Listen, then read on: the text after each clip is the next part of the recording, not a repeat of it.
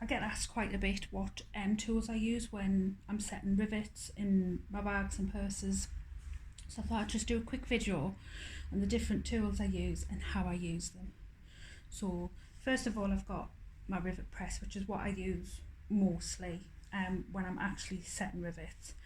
But this little set here is what you would get with most sets if you buy them sort of off eBay, Amazon, haberdashery places. If you buy sort of a starter kit of rivets, you would get this little set. I've got a leather punch and a screw punch, which is what I use to make the holes in the fabric, a white gel pen which I use for marking, a mallet which would be used with this kit here, some glue, especially if I'm using cotton. I always use a little tiny bit of glue in the hole that I've made for the rivet, and just got some little scraps of vinyl just to kind of show how I actually use all of these.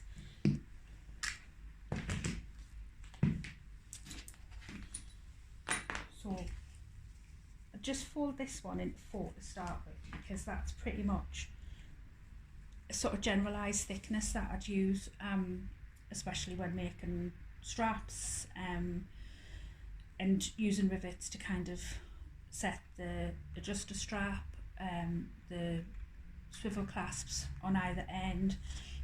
Rivets are used quite a bit then. So I would just make, you know, marks where I'd want my rivets, and I'd go ahead and make the cuts.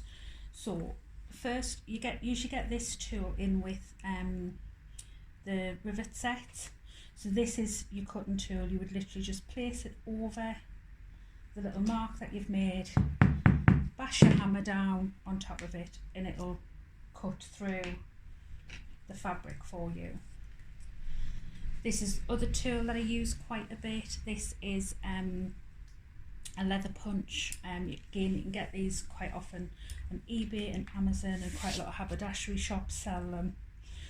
And how I use this is literally this part here I would line up over my hole, my mark for the hole. And what I want to do is I want to make sure that I'm going through at a completely straight angle. If I'm going through at an angle like this or an angle like that, the hole at the other side isn't going to come out where I want it to. So I need to make sure that I'm going through absolutely straight.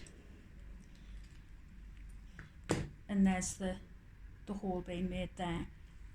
Now the other one that I use, and I use this quite a bit, I tend to use this a lot on NCWs when I'm doing the rivets on the side. But if I'm doing anything where it's flat, I would use this.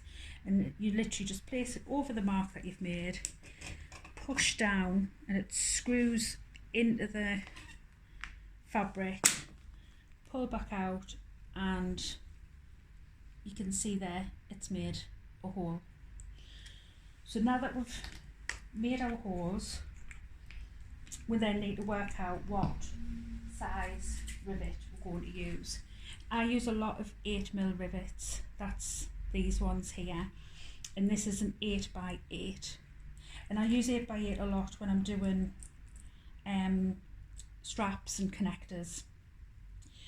And you can see this comes through to the other side of the fabric. It literally is just peeping through. I don't know whether you can see on there's like a little groove, and I use that to kind of aim for where I want my fabric to peep through. If it kind of meets that groove, that's pretty much the right place that I want it to be. So then I would just pop my other connector on the back, and to use the setting tool that you get with a lot of the kits is you would just place your little base part, place the rivet over that, and you would just need the concave part of this.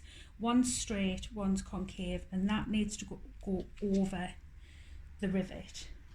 And you would just literally give it a little bash down.